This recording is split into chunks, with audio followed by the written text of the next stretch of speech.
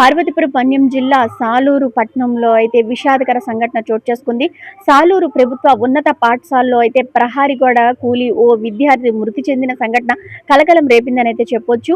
వరుణ్ తేజ్ 14 ఏళ్లు, అలానే మరొక యాకాబు అనే ఇంకొక విద్యార్థి కూడా ఆ గోడ దగ్గర ఆడుకుంటూ ఉండగా ఆ గోడ కూలి ఒక విద్యార్థి చనిపోవటం, మరో విద్యార్థికి దెబ్బలు తగిలి తీవ్ర గాయాలతో ఆసుపత్రిలో చికిత్స పొందడం కూడా జరుగుతుంది. అయితే వరుణ్ తేజ్ అనే విద్యార్థి అక్కడ తీవ్ర గాయాలతో మృతి చెందడంతో అక్కడ కుటుంబ సభ్యులు వచ్చి స్కూల్ దగ్గర అయితే తీవ్రంగా రోధిస్తున్న తీరు ప్రతి ఒక్కరిని కూడా కలవరపెడుతుంది.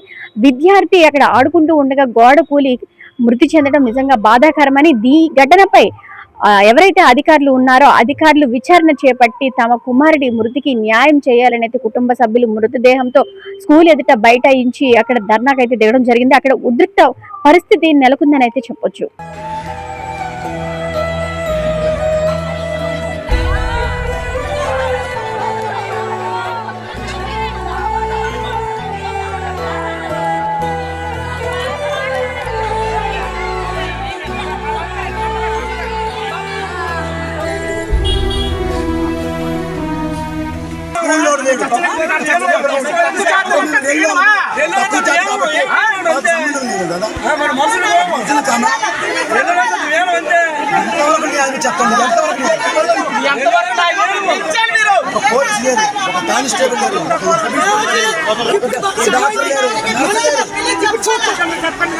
కుమారుడు మృతి చెందడంపై కుటుంబ సభ్యులు అక్కడ తీవ్రంగా రోధిస్తున్న తీరు ప్రతి ఒక్కరిని కంటతడి పెట్టించింది.